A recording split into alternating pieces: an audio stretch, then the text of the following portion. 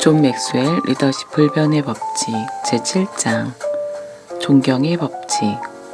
사람들은 자신보다 더 강한 사람을 따른다. 만약 당신이 그녀를 처음 만났다면 전혀 호감을 느끼지 못했을 것이다. 외모는 훌륭하지도 멋지지도 않았다. 겨우 150cm를 조금 넘는 키, 30대 후반의 나이, 짙은 갈색의 매우 거친 피부, 옷은 남루했고 웃을 때 보면 앞니 2개가 모두 없었다. 게다가 읽고 쓰는 것도 할 줄 몰랐다. 그녀는 혼자 살았다. 29살 때 아무런 말도 없이 남편을 떠났다. 그녀의 직장 생활은 불규칙하게 지속되었다. 대부분 작은 호텔에서 잡일을 했는데 마루를 닦거나 방을 정리하고 요리하는 일들이 그녀의 업무였다. 그러다가 매년 봄과 가을이면 어김없이 직장에서 사라졌다가 빈 털터리가 되어 돌아오곤 했다. 그리고는 다시 열심히 일을 하고 얼마 되지 않는 자신의 월급을 열심히 저축했다. 직장에서 일도 잘하고 몸도 튼튼해 보이는 그녀였지만 가끔씩 갑자기 잠이 들어버리는 일이 있었다. 어떤 때는 대화를 하다가 잠이 들기도 했다. 그런 증세는 10대 시절에 싸우다가 머리를 얻어맞아서 생긴 일이라고 했다. 누가 이런 여자를 존경할 수 있겠는가.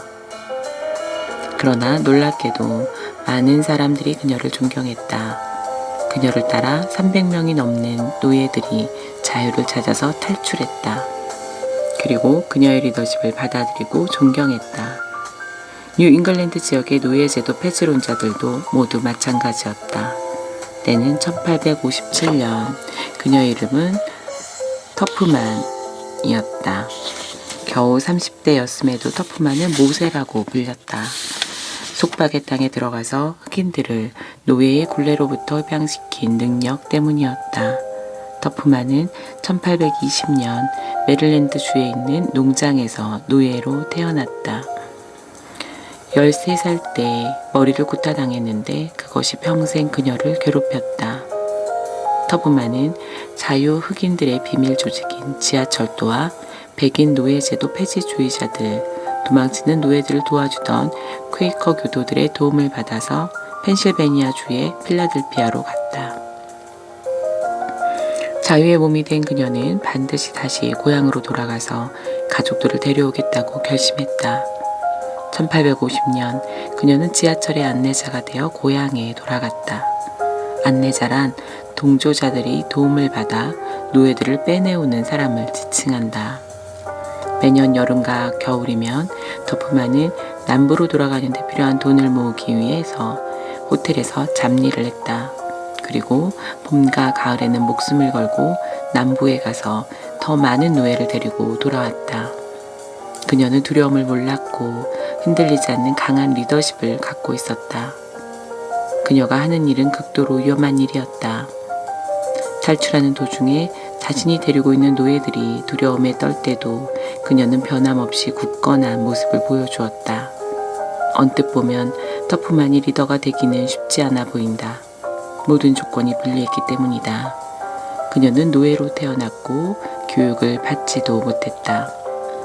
흑인들이 무시당하는 환경 속에서 살았으며 여성에게는 참정권도 주어지지 않는 나라에서 막노동을 해야 했다. 그러나 그녀는 리더가 되었다. 그것도 아주 뛰어난 리더가 되었다. 사람들은 본능적으로 자신보다 강한 리더를 따른다.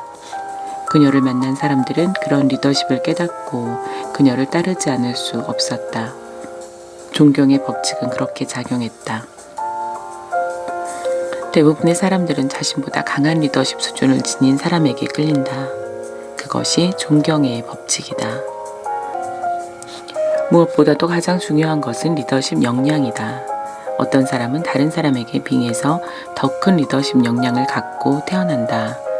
사람들이 모두 동일한 리더십 역량을 지니고 태어나는 것은 아니다.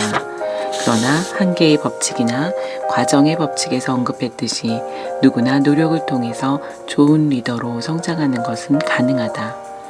훌륭한 리더들은 존경을 통해서 사람들을 움직인다. 리더십이란 구성원들이 자발성을 토대로 하고 있다는 사실을 알고 있기 때문이다. 리더가 구성원들의 자발성을 토대로 하고 있다는 사실을 알고 있기 때문이다. 리더가 구성원들 중에서도 특히 힘없고 주의가 낮은 사람들을 존중하면 구성원들은 리더를 존경한다. 사람들은 자신이 많이 존경하는 사람을 따르고 싶어 한다. 인간적으로 존경하면 흠모한다. 친구로서 존경하면 사랑한다. 리더로서 존경하면 따른다. 꾸준하게 구성원들을 존중하고 잘 리드하면 항상 따르는 사람들이 있을 것이다. 역사상 위대한 인물들은 모두 용기 있는 사람들이었다. 리더의 용기는 큰 가치를 지닌다. 자신을 따르는 사람들에게 희망을 주기 때문이다. 리더가 자신의 분야에서 성공하면 사람들은 그를 존경한다. 리더가 팀을 잘 이끌어서 성공하면 구성원들은 다시 성공할 수 있다는 믿음을 갖게 되고 미래에도 성공한 팀의 일원이 되고 싶어서 그 리더를 따르게 된다. 자신을 따르는 사람을 살펴본 후에는 리더로서 구성원들에게 헌신과 변화를 요청했을 때 그들의 반응을 본다. 존경하는 리더가 헌신을 부탁하면 구성원들은 더 힘을 내고 노력한다. 목표를 달성하기 위해서 기꺼이 위험을 감수하고 어려움을 직면하면 오랜 시간 일하거나 아니면 그 밖에 다른 필요한 일들을 스스로 찾아서 한다. 마찬가지로 변화를 요구하면 그 변화에 동참한다. 수학자 앙드레 베유는 이렇게 말했다. 인류 인간은 자신의 곁을 자신과 비슷하거나 더 뛰어난 사람들로 채운다. 이류 인간은 삼류로 채운다. 삼류 인간은 오류로 채운다. 이는 약한 리더십을 지닌 사람이 불안정하기 때문이 아니다. 존경의 법칙이 작용하기 때문이다. 좋든 싫든 리더십은 그러한 방식으로 작동한다. 더 좋은 리더가 되는 것밖에는 방법이 없다. 성장하고자 하는 리더에게는 항상 길이 열려 있다. 7 정도에 해당하는 리더십 역량을 갖고 태어난 리더가 최고점인 10 정도의 역량을 갖춘 리더가 될 수는 없을 것이다. 그러나 9 정도까지는 올라갈 수 있다. 성장의 가능성은 항상 남아있다. 그리고 성장하면 성장할수록 더 훌륭한 사람들이 따를 것이다. 무엇 때문일까? 그것은 바로 사람들이